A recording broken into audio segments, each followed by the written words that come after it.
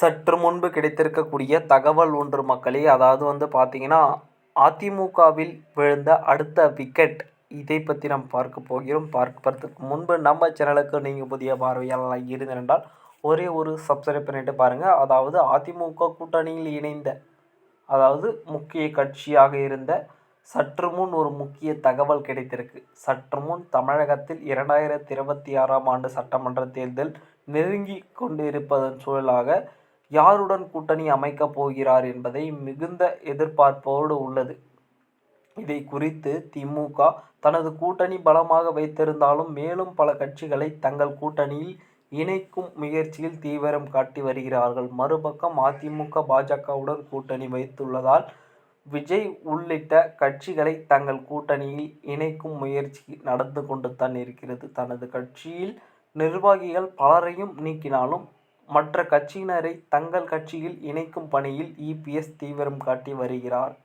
இதற்கான முழுமைக்கான காரணம் அப்படி என்னன்னு பார்த்தீங்கன்னா, முழுமைக்கும் காரணம் ஓபிஎஸ் அவர்கள்தான். இது ஒரு திருப்பு முனையாக திரும்பிக் கொண்டு தான் இருக்கிறார்கள். அதாவது இரட்டை இலை சின்னத்தின் மீது வழக்கு பதிவு செய்து கொண்டு இருந்திருந்தாலும் கூட அந்த வழக்கானது முடிந்த பிறகுதான் என்ன கூட்டணி அப்படின்னு உங்களுக்கு வெளியே வரணும் அப்படின்னு சொல்லியிருக்காங்க எடப்பாடி அவர்களுக்கு.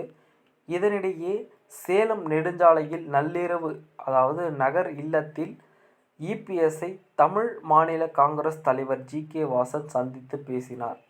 இந்த சந்திப்பின் போது அதிமுகவுடனான கூட்டணி உறுதி செய்த அவர் தொகுதி பங்கீடு குறித்து ஆலோசனை கொடுத்திருக்கிறார். அதன் பிறகு அவர் அளித்த பேட்டியில் அதிமுக கூட்டணியில் மேலும் பல கட்சிகள் வர இருப்பதாகவும் 2026இல் இபிஎஸ் மீண்டும் முதல்வராக மக்களுக்கு தேர்வு செய்யப்படுவார் என்று எதிர்பார்க்கப்படுகிறது. ஓபிஎஸ் என்ன சொல்கிறாரு அப்படின்னு பார்த்தீங்கன்னா, நான் திமுகவுக்கு தான் போவேன் அப்படின்ற பட்சத்தில் அவர் உறுதியாக இருக்கார் போல். அதனால் ஒரு திருப்பு முனையாக எடப்பாடி பழனிசாமிக்கு அடிமேல் அடி விழுந்து கொண்டு தான் இருக்குது. அதிமுகவில் விழுந்த அடுத்த விக்கெட் யார் பார்த்தீங்கன்னா, சி.வி. சண்முகமாக கூட இருக்கலாம் அப்படின்னு கூறப்படுகிறது. ஏனென்று பார்த்தால் எடப்பாடி பழனிசாமி ஒரு சூழலாக ஒருவருக்கும் ஒரு பிள்ளையார் சுழி கொடுத்து கொண்டு தான் இருக்கிறார். ஏன் அப்படின்னு பார்த்தீங்க அப்படின்னா, திமுக இன்றைய காலகட்டத்தில் முன்னணியில் இருக்குது அப்படின்னு தான் சொல்ல வேண்டுங்க.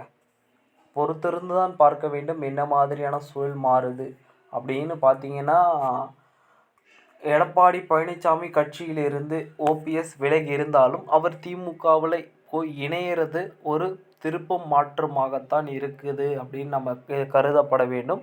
பொறுத்திருந்து பார்ப்போம் என்ன மாதிரியான சூழல் மாறுது அப்படின்னு. நம்ம சேனலுக்கு நீங்கள் புதிய பார்வையாளராக இருந்தீங்கன்னா சப்ஸ்கிரைப் பண்ணிவிட்டு சேனல் இணைந்திருங்க. நன்றி, வணக்கம்.